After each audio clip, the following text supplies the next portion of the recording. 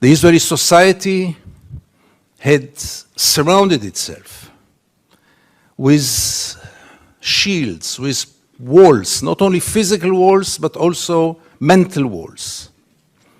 I don't want to get into it because it's another lecture, but I'll just give the 3 principles which enable us Israelis to live so easily with this brutal reality. A, most of the Israelis, if not all of them, deeply believe that we are the chosen people. And if we are the chosen people, we have the right to do whatever we want. B, there were more brutal occupations in history. There were even longer occupations in history, even though the Israeli occupation gets to quite a nice record. But there was never in history an occupation in which the occupier presented himself as the victim. Not only the victim, the only victim around. This also enables any Israeli to live in peace because we are the victims. The other day, Professor Falk spoke about this dual strategy of Israel of being a victim on one hand and manipulating on the other hand. After what happened in Paris and in Copenhagen with the terror attacks, Benjamin Netanyahu came with the notion all the Jews must come to Israel. It's the safest place for the Jews in the world. It's a shelter for the Jews in the world. Which is wrong, because Israel is today the most dangerous place on earth for Jews, but let's put it aside. It was only 24 hours later when he said Israel is an existential threat under the Iranian bomb. And I asked myself, how can you dare call Jews to come and to join this suicidal project when the Iranians are going to bomb us?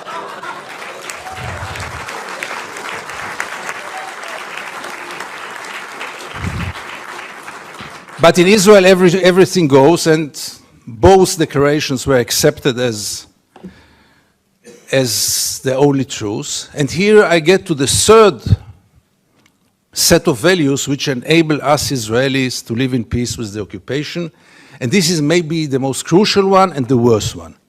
We say victimization, we say chosen people. When I say victimization, it goes without saying we have to mention the Holocaust and the unforgettable Mrs. Golda Meir that the American jury had exported to Israel. She said once, this unforgettable woman, that after the Holocaust, the Jews have the right to do whatever they want. But the 3rd set of values is the most dangerous one, and this is the systematic dehumanization of the Palestinians, which enable us Israelis to live in peace with everything, because if they are not human beings like us, then there is not really a question of human rights. And if you scratch under the skin of almost every Israeli, you will find it there. Almost no one will treat the Palestinians as equal human beings like us. I once wrote that we treat the Palestinians like animals, and I got so many protest letters from animal rights organizations. Rightly so. But by the end of the day, how many Israelis did ever try for a moment to put themselves in the place of the Palestinians for a moment, for one day? And I want to give you 2 examples which will demonstrate it. Many years ago, I interviewed then candidate for Prime Minister, Ehud Barak. And I asked him a question which I try to ask in any occasion. Mr. Barak, what would have happened if you would have been born Palestinian? And Barak gave me then the only honest answer he could give me. He said I would have joined a terror organization. What else would have he done? Would he become a poet? He doesn't know to write poems. Would he become a pianist? He's quite a bad pianist, and I doubt if he would have become a collaborator, because he is a fighter. And it became a scandal, because how can you dare to put Ehud Barak to think what would have happened if he would have become a Palestinian? And the second incident, briefly, Second Intifada, the city of Jenin, the most closed city in the West Bank, real total siege. I go out from Jenin, I come to the checkpoint, a Palestinian ambulance is parking there with the red lights. I stand after him. No cars can get out of Jenin in those days. No cars can get in. And I wait. The soldiers are playing backgammon in the tent. Usually I know myself. It's better that I don't get into a confrontation with the soldiers because it always ends up very badly. So I stayed in the car. But after 40 minutes I couldn't take it.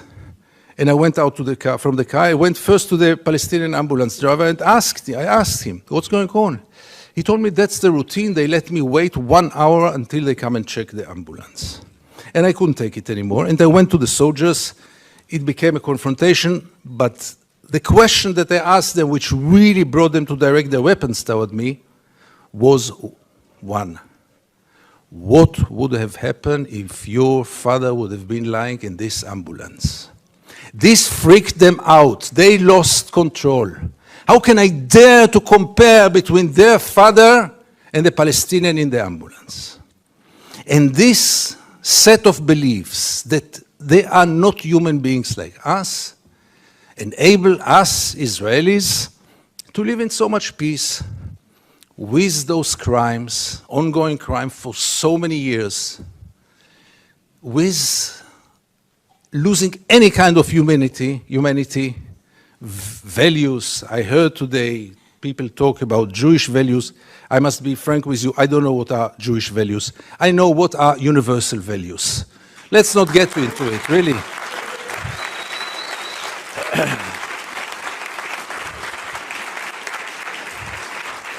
Very ugly. There are no social breaks on openly racist, genocidal statements.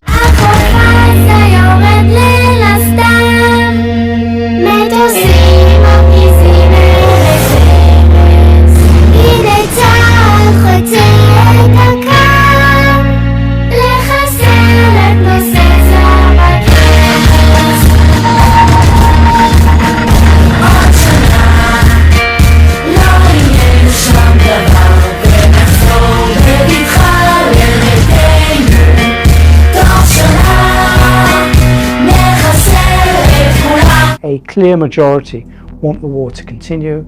A clear majority blame all Palestinians, and the soldiers say so. We are looking for babies, but there is no babies left. Maybe I killed a girl, she was 12, but I'm looking for a baby. You Palestinian? 5 Palestine. Hi. 5 Palestine baby. Yeah, very good. You 5 Palestinian babies? Yeah. You love Palestine. I kill you. You guys kill Palestinian kids? Yeah. Just 2 this morning. Just 2. Yesterday was a good day. Public opinion is actually affecting the behavior of soldiers who are basically committing war crimes against unarmed civilians. Nice trips to Israel. You want to go to Israel too? Yeah!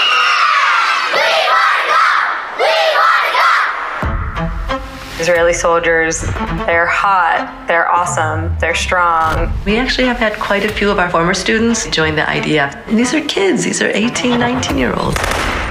Amazing. I told my parents I don't even need to apply to college. I'm gonna just join the Israeli military. 10% of my graduating class joined the Israeli army. We were deployed to the West Bank. I don't think I realized the extent to which what I would come to see on the ground would really shock me and horrify me. When people look at the West Bank today and say, this is an apartheid system, it's not just throwing out a word. Palestinians live in, day out, without experiencing a day of freedom. You see what non-democracy looks like. What we've been told is that the only way that Jews can be safe is if Palestinians are not safe.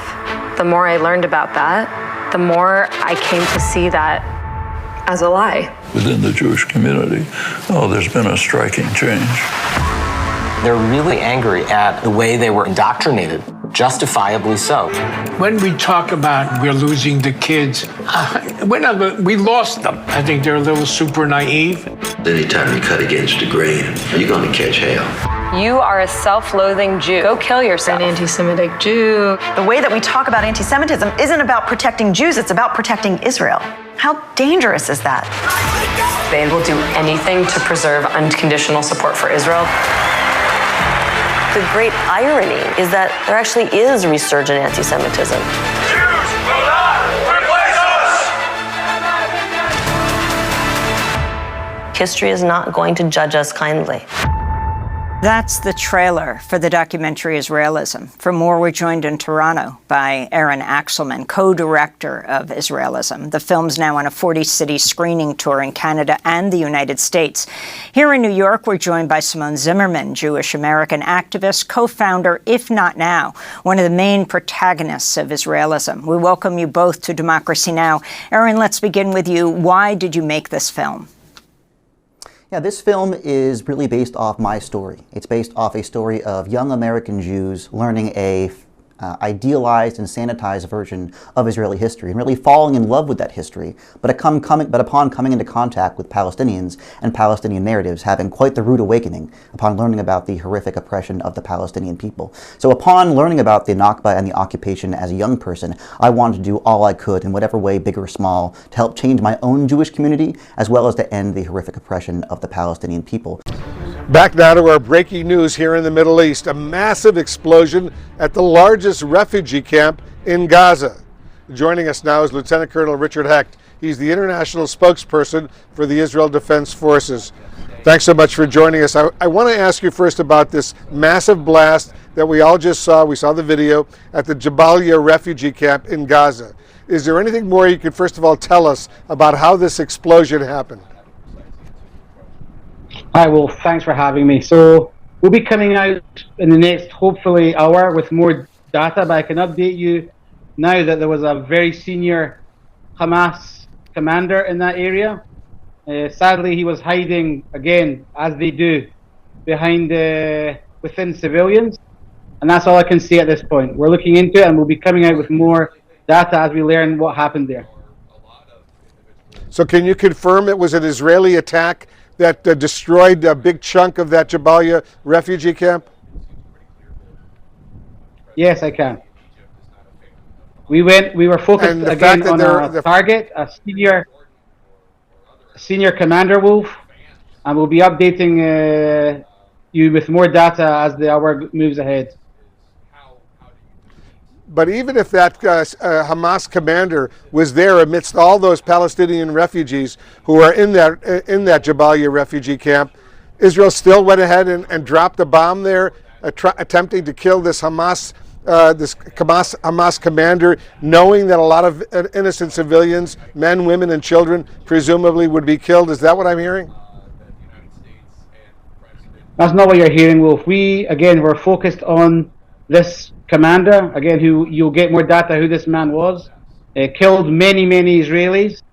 We're doing everything we can. It's a very complicated battle space. There could be infrastructure there. There could be tunnels there.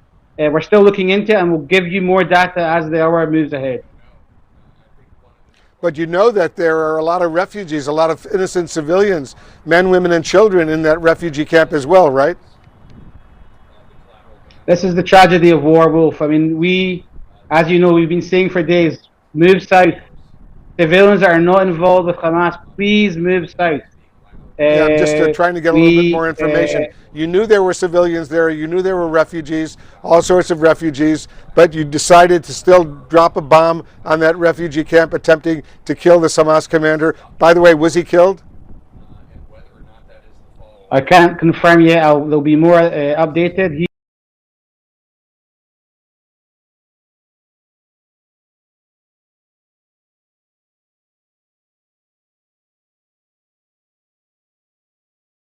Is the debate between the families of the hostages and the Netanyahu government, but also the extreme right. Families of hostages held by Hamas, they gathered today to protest the Gaza invasion. Take a listen. We have to engage in negotiations. We have to do it now. They say that the only solution is to flatten Gaza. They never mentioned the hostages, never. We are afraid for our hostages, our family. We want to bring them home alive. But the extreme right actually aren't that interested in getting Israelis back. They are far more attuned to what was called the Hannibal Directive, where the Israeli army targets an area in which a hostage has been taken so that everyone dies and there are no hostages. They prefer deaths, Israeli deaths, to Israeli hostages. We need to look at the euphoria with these hostage releases with a grain of salt. What Hamas wants us to do is they want to divide the country into people whose priority is releasing the hostages through deals, people like me and the other part of the country whose priority is to obliterate Gaza and reconquer it, even at the expense of the hostages. מקבלים טלפון חדש של עוד חטוף שנרצח. למה אתם מדברים לנו לבלט הערוץ הזאת? שניים מהם כבר מתים. אי אפשר לאשר לנו רק טל. שניים מהם כבר לא איתנו. איתי נרצח בשבי. עד שכולם יחזרו. אני רוצה את הבן שלי חי, לא בארון ולא בשקית שחורה. אני איבדתי אחיין מצוקתן. את הבן שלי אתם תחזירו חי. תראו את החולצה שלי. אנחנו נמגעים ורולט הראשית. But I think whatever happens, world opinion is changing. It's not changing in Israel or America's favor. The floor is yours. Mrs. Claire Daly, you have the floor. President, despite the catastrophic death toll it has inflicted, Israel is losing on the ground and in the court of public opinion. There's no way that this ends that doesn't leave Israel a pariah state with occupation and apartheid on borrowed time, and they know it. So they're doing everything they can. Desperate acts of aggression to provoke a wider conflict with Lebanon, with Iran, with anybody, to draw in the US, to save them from the consequences of their own actions. And as Yemen shows, Butcher Biden is reporting for duty. With Europe's froward genocide by his side, they are the ones who have enabled the continuation of Israeli terror. Without them, it would already be over. So take note, Butcher Biden. The ancestors of the Ireland that you claim to be from disown you. Keep our country out of your mouth. And as for von der Leyen and genocidal Germany, with your words and deeds supporting Israel in the ICJ, not in our name. The people of Europe stand with Palestine and with South Africa.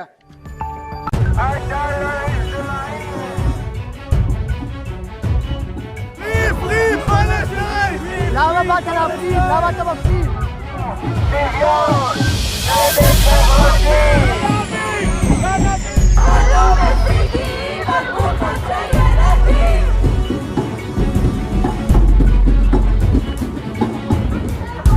מפסידים על גופות של ילדים! לא מפסידים על גופות של ילדות! Leave Palestine! למה באת להפסיד? למה אתה מפסיד? למה באת להפסיד היום?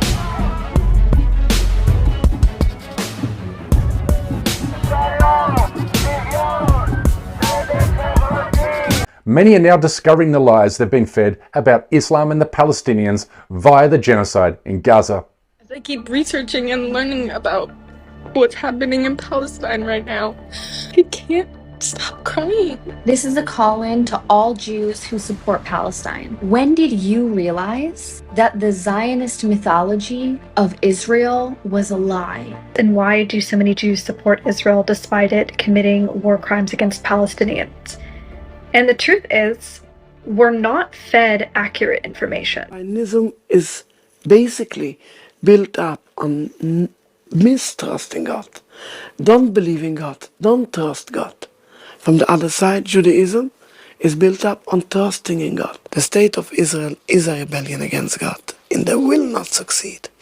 They will come to an end. A person who can justify genocide. I saw in Auschwitz that if a dominant group wants to dehumanize others, so as the Nazis wanted to dehumanize me, these dominant group must first be dehumanized in a way themselves by diminishing their empathy due to propaganda and indoctrination in order to be able to be as cruel as some were.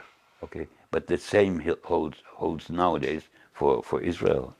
I am appalled about how hateful, how dehumanized, that they do not see any human aspect in any Palestinian anymore. It's terrible. The Zionists have not any right whatsoever to use the Holocaust for any purpose. They have given up everything which has to do with humanity, with empathy, for one thing, the state, the blood and soil, just like the Nazis. I was educated in the, I learned at school about blood and soil, and that's exactly their idea too. And humans do not play a role. Judaism, as I learned it, is highly ethical. And so you cannot connect Zionism with highly ethical. You can only connect the words aggressive, oppressive, stealing, robbing with Zionism, but not highly ethical. Zionism and Judaism are contrary to each other because Judaism is universal and humane, and Zionism is exactly the opposite. It is very narrow, very nationalistic, racist, colonialist, and all this. There is no national Judaism. There is Zionism and there is Judaism, and they are completely different.